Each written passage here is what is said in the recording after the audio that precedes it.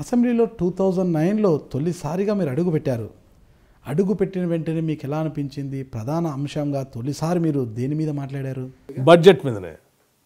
The moment governor గారు budget present చేస్తే ఆ గవర్నర్ గారికి ధన్యవాదాలు చెప్పేటువంటి స్పీచ్ కాంగ్రెస్ పార్టీ నుంచి మాట్లాడటం కోసం నన్నే మాట్లాడమన్నారు రాజశేఖర రెడ్డి గారు. That's fair. నేను అసలు అప్పటి వరకు శాసనసభలో మాట్లాడలే ఎప్పుడు. అప్పుడే వచ్చాము, జస్ట్ ప్రమాణ స్వీకారం చేసి. బాగా గుర్తుంది. He enjoyed it. ఆ స్పీచ్ అనేది రియల్లీ ఎంజాయ్డ్ ఇట్. చాలాసేపు మాట్లాడాను నేను బడ్జెట్. ఆ సంవత్సరం ఆ డేటు గుర్తుందా? సంవత్సరం 2009.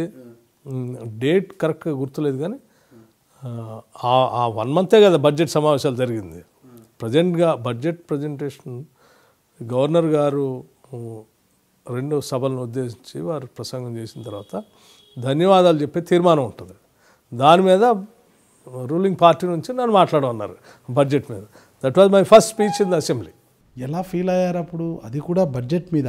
అది కూడా బడ్జెట్ మీద. ఎస్, నేను అంతా ముందు కంగారు పడ్డ మాట వాస్తవం, కానీ ఆ తర్వాత బడ్జెట్ అంతా చదువుకొని ప్రిపేర్ అయ్యి మాట్లాడి ఇట్ వాజ్ ఎస్. మీకు మొత్తంగా మద్దతు ఎలా ఉన్నిందంటారు?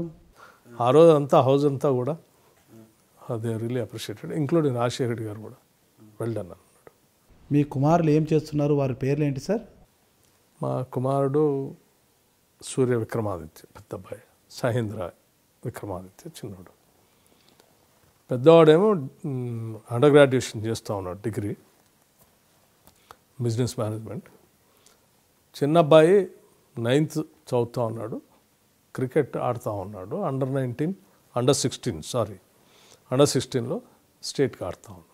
ఇప్పటి వరకు చూశారు కదండి, తెలంగాణ రాష్ట్రంలోని ఖమ్మం జిల్లా మదిరి నియోజకవర్గ ఎమ్మెల్యే బట్టి విక్రమార్క గారు చెప్పిన అంశాలు. 2019లో తెలంగాణలో రాజ్యాధికారం చేపట్టేది కాంగ్రెస్ పార్టీనేనని చెబుతున్నారు.